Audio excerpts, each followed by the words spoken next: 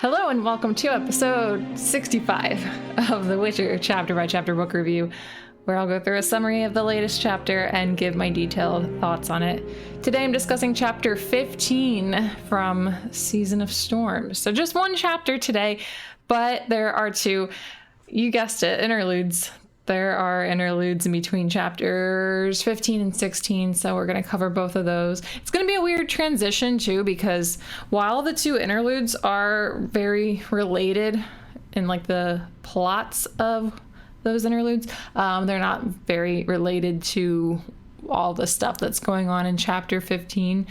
So I've been trying to, like, kind of include everything in each episode, like since I've been doing Season of Storms and all the chapters are really short, I've been trying to group the chapters in each podcast episode so that it ends off in a good spot. Like, it's kind of cohesive and consistent as far as what's going on in the story, but that's not really the case today with those interludes. But I just had to make a decision based on like timing and chapter length, and so we're getting a little bit all over the place here, but that's okay. These books were not written with me doing a podcast in mind. Sapkowski wasn't thinking about that when he wrote these books, unfortunately. So that's why they're going to be a little messy, but I don't think it really matters that much. I don't think it's that big of a deal. So just wanted to let you know that, so that way when we are done talking about what goes on in chapter 15 and you're like, and you feel like you got whiplash, that's where my brain is at when it comes to this stuff. But anyway, enough of that. I'll give you the recap of what we last discussed, where we left off in the previous episode, followed by the summary of chapter 15 and the interludes. And then we'll discuss the heck out of it. So for the recap, Geralt, in his quest to reach Novigrad with haste for the impending auction of his prized swords, embarks on a fateful voyage aboard a vessel manned by a crew determined to rescue an abducted elven child taken by an Aguara. Tragically, their efforts are in vain as the young girl meets her untimely demise at the hands of a merchant on board. Now, with the Aguara seeking retribution and intent on reclaiming her stolen child, the crew must make a hurried escape to evade her wrath. All right, here's the summary, chapter 15, and the interludes. The crew's attempt to evade the clutches of the Aguara proves to be an arduous one, as the wily creature conjures up deceptive illusions to mislead and steer them toward perilous traps. After finally managing to board the Prophet Lebiota, the Aguara reclaims her departed daughter, but not before threatening Geralt for defending the guilty.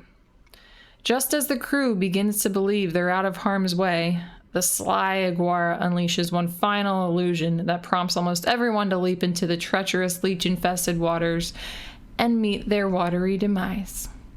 Fleeing on a lifeboat are Geralt, the dwarf Adario, and the merchant Van Vliet, while the captain of the battered Prophet Lebiota stays behind, ready to possibly go down with the ship. In the first interlude, the Borsodi's brothers' auction takes place in Novigrad. Geralt's swords are sold to Molnar Giancardi, who purchased them on the instruction of none other than Yennefer. Yennefer was in this interlude. Wasn't expecting it. I really wasn't. We'll talk about it more, though. We also finally learn here that the thief is a man by the name of Nikifor Moose, who Geralt encountered multiple times in Karak. The broker representing him was Pyrrol Pratt's daughter, Antia Daris. Buying back Geralt's swords was not Yennefer's only deed in the recovery process, as she also made sure that Moose got what he deserved by magically having the gold he received for the sale turn into crap as he tried to spend it back in Karak. It's really amazing We'll get to it though, but we're going to take it back to the beginning of chapter 15. We're going to go into a lot of detail talking about this very wild adventure that takes place on the Prophet Lebioda. So the last thing that they experienced before chapter 15 picks up, they were on this boat, and then there's the sudden storm. They almost did not make it out of the storm. It was really bad. They made it out though, but it landed them in these unfamiliar waters, and then a sighting of the Aguara herself made a few of them kind of freak out, but not everybody saw her. She was watching them from the bough of a tree. It was really spooky. So when we pick up in chapter 15 here, they don't know what they're in store for, as they're still unaware of what she's capable of, but because only a few of them saw her, the whole crew isn't too panicked yet. But they get panicked pretty quickly. Right out the gate, they see a bunch of different kinds of snakes on the riverbank that they're nearing. So the boat's kind of like steering in the direction where they see all these snakes. And yeah, that's a sight that's gonna scare you, especially because some of them definitely are venomous. Like they can tell, like Geralt can identify the breeds of these snakes, so they know that they're venomous, and they all start shouting to steer the boat away from the bank. But Captain Pudlerak, he immediately does so. He listens to them. He wants nothing to do with those snakes either. And Geralt says, "No, don't do that. Keep as you were. We're being tricked." Because there's actually no snakes. It's just an illusion that the Aguara has created to get us to sail in the direction she wants us to sail in, and probably to also cause chaos, which clearly works, as one of the deckhands jumps into the water as a venomous yet illusory snake lands on deck. And when the deckhand jumps in the water, it says that blood frothed on the surface. And then Geralt warns that there's a Lepustra, whatever, and it's real. That's not an illusion. That thing is real, and just got that guy that jumped in. So pretty quickly we see how crafty she is. So when he's explaining that the snakes aren't real, some people, like that swell guy Fish, he doesn't believe that she's capable of creating illusions. He doesn't think that she can do as much as Geralt's saying that she can, but Geralt says, yeah, dude, she can, and she is creating illusions.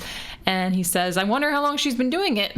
Like, this might not even be the first thing that's fake. Like, the storm was probably real, but she's making us see snakes. She's making the river courses appear incorrectly. That's one thing that's for certain. And she's also probably messing with the compass needle so that we are staying in this dangerous area. So right after the catastrophe with the snakes, there's some bad timing where a real live snake is dangling from this overhanging branch, and then one of the deckhands holds his hand out towards it, and he's like, oh, this isn't real then, right? And, well, it is. It just happens to be a real snake after Geralt just got done explaining that they were fake, and the snake bites him in the neck a few times, and he dies. It's just really awful timing that this venomous snake is dangling overhead right after they're learning about all these other snakes that they just saw being imaginary. So Geralt warns them that even though the Aguara is playing mind tricks, we are in fact in a dangerous place, so please be heedful. Don't think that every little dangerous thing is an illusion, but also know that some things might be. It's not a good situation to be in. It's really, if you are not sure what's an illusion and what's not, like, it's just, what can you really do here? You just have to be as careful as you possibly can. But it's just bad. It's not an easy thing that they're dealing with here. So the rest of the group starts to notice that they're not in a very safe area when they see this old wrecked ship in the mud. So this is a place where shipwrecks are easy to come by. So certainly a very dangerous place that they landed in, even without getting chased by a vengeful Aguara. They never would have come here intentionally, of course, but that they didn't mean to. So just after this man dies by snake, they notice that the boat is heading straight for this huge, extremely treacherous whirlpool. But the whirlpool It starts at the beginning of one of two branches on the river, so they just got to steer in the direction of the opposite branch to avoid it. Seems simple enough, right? Well, they're sailing on. They get around the whirlpool. They're past the fake snakes, but they're not out of the woods because, of course, it couldn't be that easy. So the iguana is standing on a tree bough that they're passing, and this time everybody sees her. So she starts to bark, and Geralt can tell that her bark, it was a warning or a demand. And I just found it kind of funny. I kept thinking, oh my God, that freaking song from, well, I don't even know when that was, like 2010 or something, that What Does the Fox Say? That song kept popping into my head so many times when I was reading this chapter. Because you guys know that I read these chapters a bunch before recording these episodes. Every time I read this chapter, that song came into my head because it said that she would bark. And I kept thinking, do foxes bark? What does a fox say? There you go. It's in my head. That's great. And now it's in my head again talking about it. But once I'm done with this episode, hopefully I won't have to think of that song again for a while. So yeah, she's barking.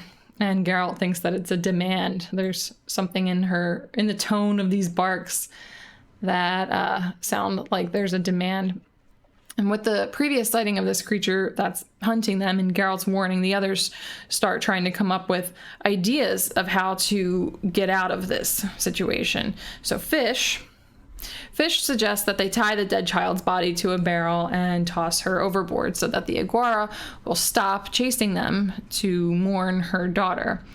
And the wise people on board don't like the idea of Fish's charming plan, so they dismiss it, but it does give others ideas.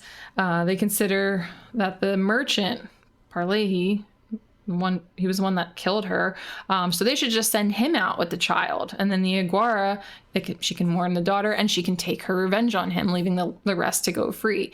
But Captain Pudlarak rejects the idea, and I found this kind of interesting because honestly, that was my first thought was, why don't they just hand over the guy that killed her?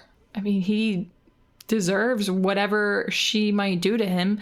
And you could just use your imagination thinking of what revenge she would take directly on the person that she became aware of having killed her daughter. But I don't know. I think he would deserve a really bad fate like that. I think it might just be a case, though, of like, we're all in this together since they all kidnapped the girl. Well, obviously Geralt and Adario had nothing to do with that, but everybody else on board, they were part of the kidnapping of this girl, taking the girl from the iguana. So they kind of all might have to be responsible for the consequences of the kidnapping. Because even if Parlehi didn't kill that girl, she'd be chasing them and doing all these things anyway, because she doesn't know at this point that she's dead. At this point, the poor girl's body is still below deck. So she just thinks that she's only kidnapped and she's trying to get her back. So they don't offer Parlehi up to the she-fox. So we'll move on. They continue sailing, and then they see something else scary. They see the exact same shipwreck that they already passed, which means they're sailing in circles, understanding that they are no closer to getting out of these deathly swamps than they previously were. So Geralt comes up with a suggestion to this problem that nobody likes, and it is that they take the offshoot that is blocked by the whirlpool. So he's saying, like, hey, we got to go through where that whirlpool is, because if we go to the right-hand side again, we're just going to keep going in circles and we'll never make it out of here. And the reason he suggests sailing a ship through a whirlpool is because it's probably not real. It might just be another illusion created by the iguana to keep us in this dangerous swamp. And he does actually mention, by the way, that he is capable of recognizing weak illusions, but these are very powerful. So that's why he's not sure if the whirlpool is real or not. So another piece of evidence to demonstrate how powerful iguanas are. They are really scary creatures. Don't want to cross them, which is exactly what these people have done. So Captain Pudlarak is apprehensive to follow his advice and sail through the whirlpool. I get that. But he understands they really don't have another choice. They can risk it, or they can be stuck sailing in circles and die in the swamp. So he sees this as the best option, so he goes for it. And luckily, it was an illusion. The whirlpool was not real, and they make it through safely until the Aguara appears again, barking away with notes in her bark that sound again like a demand. But the demand was not meant for them. She sets a humongous fish-like monster called a Vodianoi on them. So she bewitched the monster and she sets it on the boat. It goes straight for them. It's furiously striking the side of the boat until the crew attacks it back with boat hooks. Then it just moves to another part of the boat and it goes for the rudder blade. So it grabs it with its teeth, it's shaking it, and it breaks it off, and then it leaves them alone. So the boat is now very badly damaged. They're all mostly still alive though, but they're on a boat that they can't really steer. So the vixen shows back up, barks again, she's barking away. And not knowing what to expect from her next and realizing that they're completely at her mercy, which she is showing none of, the crew decide to bring forth the girl's body along with Parlehi and place them in a lifeboat to drive the Aguara away, despite the captain's orders to not do this. But before they can put them in the boat, they see that fish, who else, has already taken the boat for himself. And he's sailing away, and everybody's really mad at him, but he gets punished for his deceit pretty quickly. A giant crocodile just attacks, sending the boat up in a jet of water. And he did survive this encounter. So he survives the crocodile attacking his boat, going after him. He starts swimming. He's trying to swim away as fast as he can. And he lands, flops down on his chest on this giant boulder, or what he thinks is a boulder. It's not. It's a giant turtle. So many scary, deadly creatures in these parts. So the turtle attacks him. It's biting his arm. The crocodile catches up. It's fighting over the rest of him until they both get their own piece of fish. And that's the end of him. I won't miss him. So while the crew is watching this wild scene play out, Geralt uses this distraction to take the girl's body, and before anyone can do anything, the boat steered under tree boughs that the Aguara is on, and she uses this opportunity to step onto the boat. And he gently places her body down, the girl's body down before the Aguara. And upon seeing the approaching vixen, Parlehi, who's now on deck, he freaks out, he screams, he jumps overboard, and then he just sinks. We don't know exactly what got him. He was wasted, so he might have just sunk because he was too drunk to swim, or something might have got him in the water. That's not unlikely, but he dies right away. So the foxwoman kneels over her daughter, and Geralt addresses that something terrible happened, and even though it did, he's not going to allow her to harm these men. He won't let her do it. And she responds by saying, okay, whatever, I'm taking my daughter, and I'll leave everyone be, but I'm coming back for you, Witcher. Since you stood in their defense, I'll come back when you least expect it. And threats like that are almost kind of worse than just immediately trying to take your revenge on someone, immediately taking action and trying to kill the person. The anticipation is very anxiety-inducing, so that's not something you want to hear when you're Geralt, or anybody. So she takes off. Everyone's pretty emotional. So it looks like she left the rest of them off the hook, and Geralt is the only one that's going to suffer her revenge, which seems like BS, since they were the ones who did the kidnapping. They were the ones that got this whole thing started in the first place. But then they see out in the distance, they see cottages and a little sandy beach and what appears to be a fishing village. So they think they've made it back to civilization. They think they made it out alive. Except the rudder blade is damaged from the Vodianoi, so the boat can't be steered and it's being carried right back into the swamp. And the whole crew, they say, hell no, I'm not going through that again. I'm getting the hell out of here. They start jumping overboard, thinking that they're just going to swim to this fishing village. But it's not a fishing village. The image fades, and it's really just more swamp. So the Aguara's final illusion works to get the crew to do exactly what they did, jump into the water that is infested with deathly leeches that begin to immediately attack and kill every one of them. So she did take her revenge on the guys who were guilty. It's not just Geralt that she's going to come after. So then Addario gets the little lifeboat that wasn't left broken by the crocodile, so that was able to be salvaged. And he gets in it with Geralt and Van Vliet. Van Vliet did not jump overboard. He was actually about to, but Addario stopped him. And Van Vliet, he was freaking out the whole time. He's like bent over, crying in the corner the whole time. So Geralt, as he's getting in the boat, he offers Pudlarak, the captain, to join them, but he says, nah, I'm not going to abandon my ship.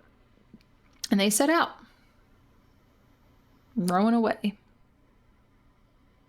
That's the end of chapter 15. Such a riveting adventure. It was very suspenseful. I never knew what was going to happen. Like, it was just incredibly unpredictable.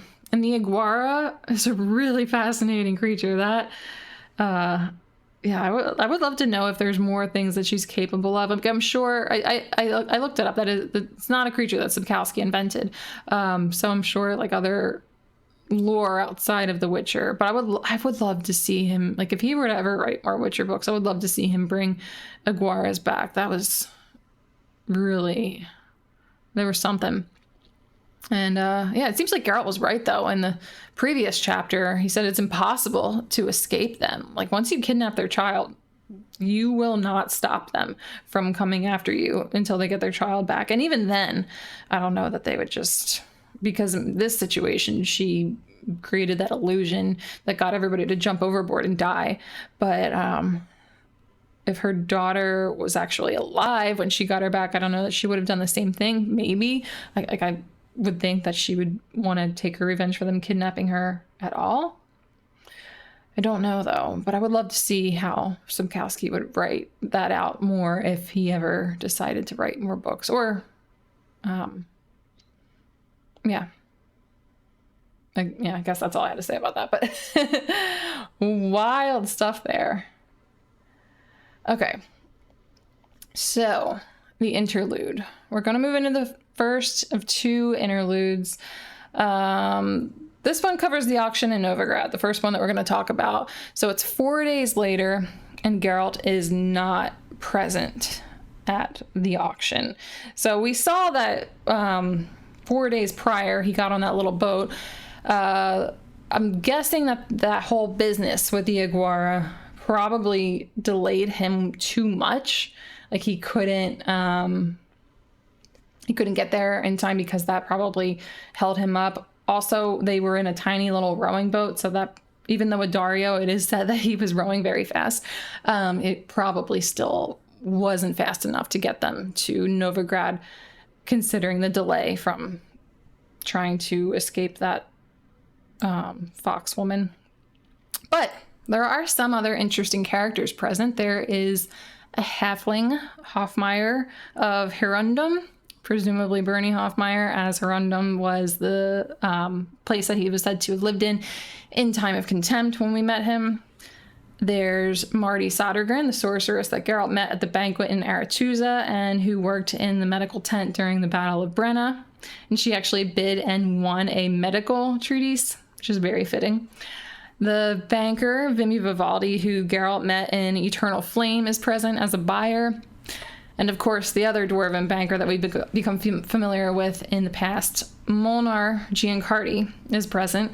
And he's the one who purchases Geralt's swords. And luckily, he does it for Yennefer, who bought them in order to get them back for Geralt. How she knew about this, how she knew that his swords were going to be for sale at the auction, it doesn't say, but it's very lucky for him that she did know and that she took action. So Molnar and Yen, we will talk about what goes on with them, but they are not the only noteworthy people present at this auction. We finally get to learn who stole Geralt's swords. So his name is Nikifor Moose.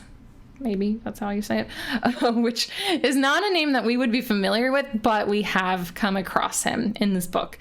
So in the beginning of the book, he was the one who was being forced out of the restaurant, the fancy place where Geralt was trying to have a nice meal when he got arrested. So the place was called the Natura Rira Mosteria.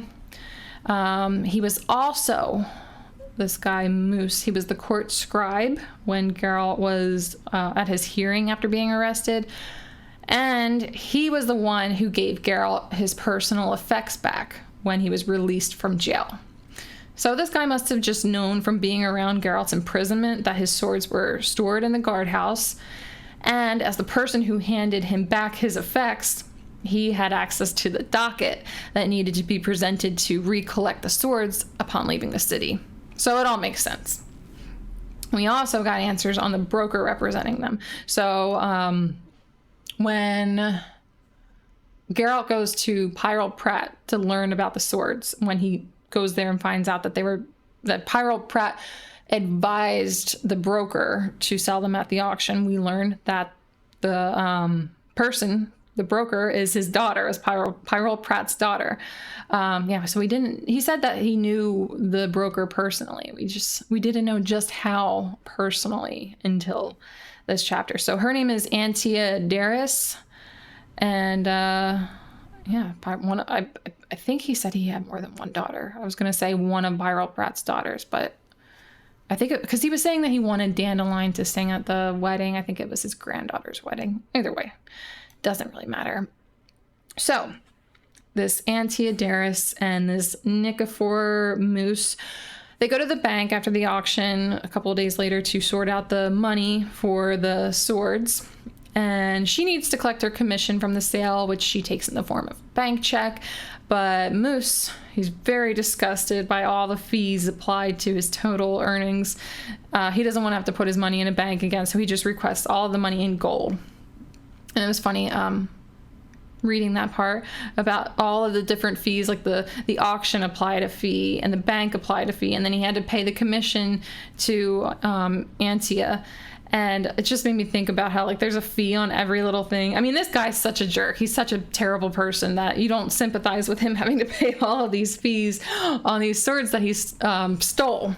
So, but it's just funny because it's like, if you ever, like, I never do. Like, I've gotten like gift cards, you know, those food delivery services that are so popular these days, like Uber Eats and DoorDash, all of those things. And like, I got a gift card from work one time to, like, they wanted us to do some like team lunch, and they're like, oh yeah, we'll send everybody a gift card to DoorDash or Grubhub or whatever.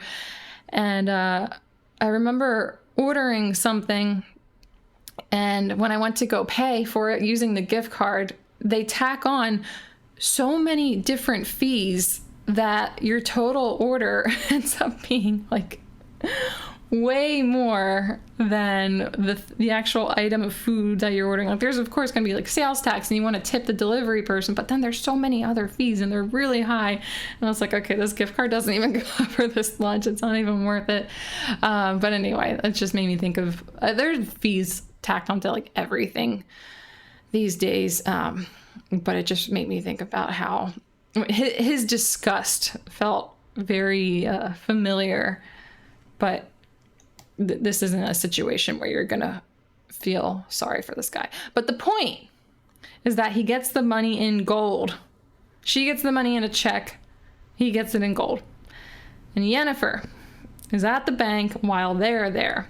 And she uses this opportunity to put a spell on that gold. So she can't do anything with the Antia's check, just the gold. But we don't see the results of that spell until the next interlude, which we'll talk about in a minute. So at the end of this interlude, Yennefer is explaining to Molnar that Geralt's swords are bound to him by destiny, and that she needs to leave Novigrad immediately. So she's going to send someone to collect the swords later and leave them in a safe deposit box for now.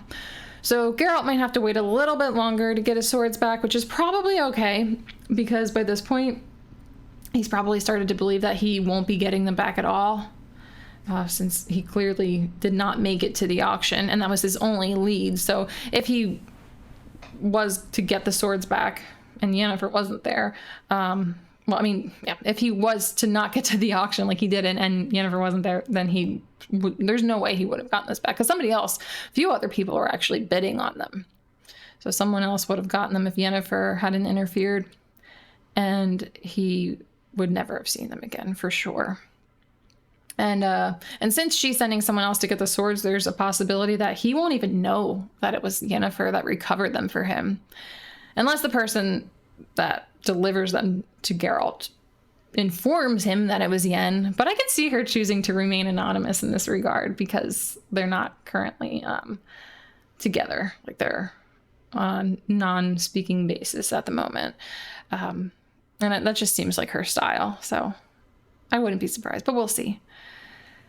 So for the final interlude that we'll discuss today, Moose, the sword thief, returns to the Osteria, the nice fancy restaurant in Karak, where he was previously thrown out of. And he goes there set on showing off his recently acquired funds and spiting the owner for throwing him out the last time.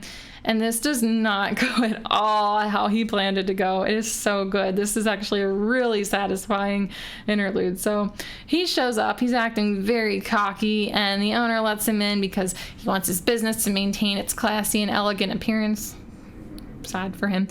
So he'd prefer to avoid causing a scene. He's like, yeah, just let him in, whatever, it's fine.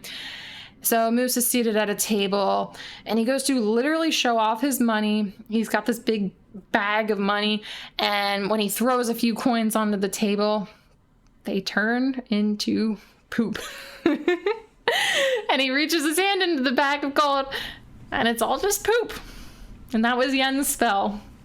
So go Yen. That was such great revenge on this guy for what he's done.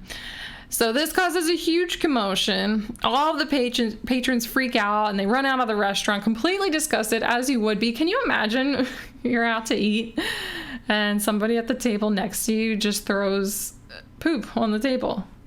Like, your appetite would be totally ruined. I don't think you'd ever go back to that restaurant. So actually, even though it was great revenge on this guy's part because of what's about to happen to him, you feel kind of bad for the owner of the restaurant. But the owner, Phoebus Ravenga, instructs his guards to escort Moose out of the restaurant to the outhouse, where someone removes the latrine cover and he's thrown into the earth closet. Then Ravenga takes a wooden pitchfork and uses it to push him down. He completely submerges him into the waste, and he does it several times. Like, the guy comes up gasping for air, and he pushes him right back in. He comes back up, gets pushed right back in. It's quite a disgusting image, but this guy deserved it.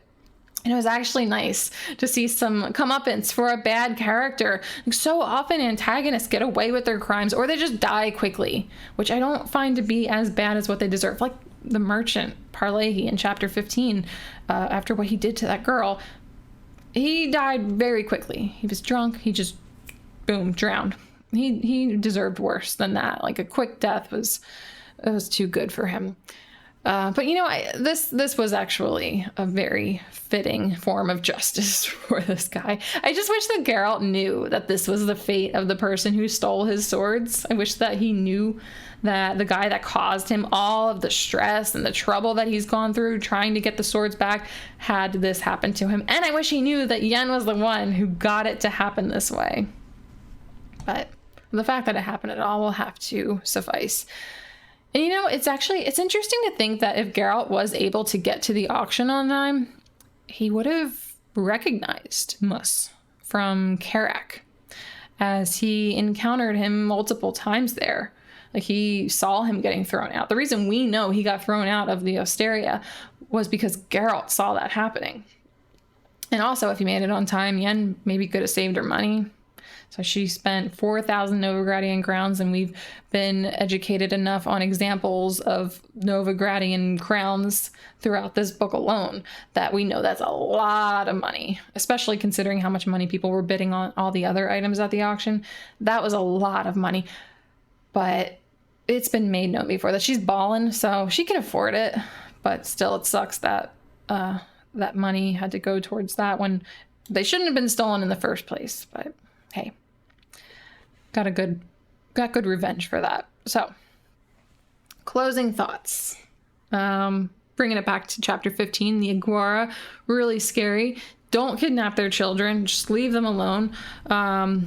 The story, or the chapter 15 itself, honestly, it felt like it really wasn't even about Geralt and his story anymore. He was kind of just there. And I don't say that in a bad way. It's just how it did feel. It kind of felt like I was reading a different Witcher book for a while. We were so brought out of the main plot that it felt like we were reading like a separate story in the book, like the adventure of getting hunted by a vengeful fox woman.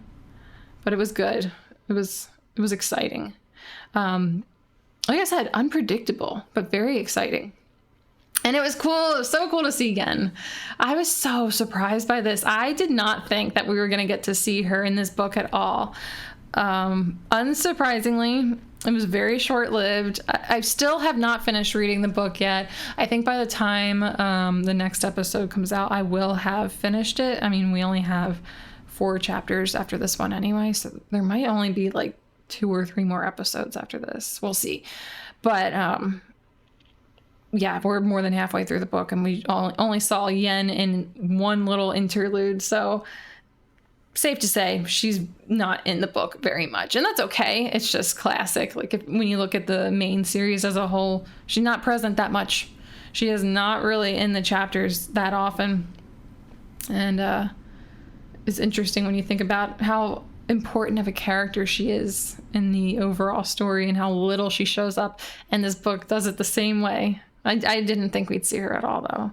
When I saw when she's first described, it doesn't say her name. It describes like her by her hair, and forget exactly what it said. I didn't write it down, but I knew it was Yennefer based on the description. And I think I gasped. I think I was like, oh my goodness, there she is. That was a nice surprise. All right, looking ahead. I'm left wondering at the end of this chapter if the Aguara is really going to come back and try to take her revenge on Geralt. And if she does, is she going to do it in this book? Don't tell me, because I haven't finished it yet. But are we going to see her return in this book and do something bad to him? Maybe he doesn't even get his swords back. Maybe that's her revenge. I just had that thought right now. Maybe the person that goes to return them to Geralt gets the sword stolen by the Aguara. I don't know. But I am wondering if maybe one of the misfortunes that he experiences in the future that we've already read about in the main series was actually secretly caused by the Aguara. I don't think so. Possible. Well, possible for somebody who hasn't finished reading the book yet. But yeah, we'll have to see by the time we get to the end. At least where I'm up to now, we haven't seen her return. I am just wondering, like, is she going to secretly get her revenge, or is she going to do something and never even know that Geralt never even knows that it was her that caused some problem for him? Or is her revenge just saying, it's like what I was saying earlier, like it's anxiety inducing, like the anticipation.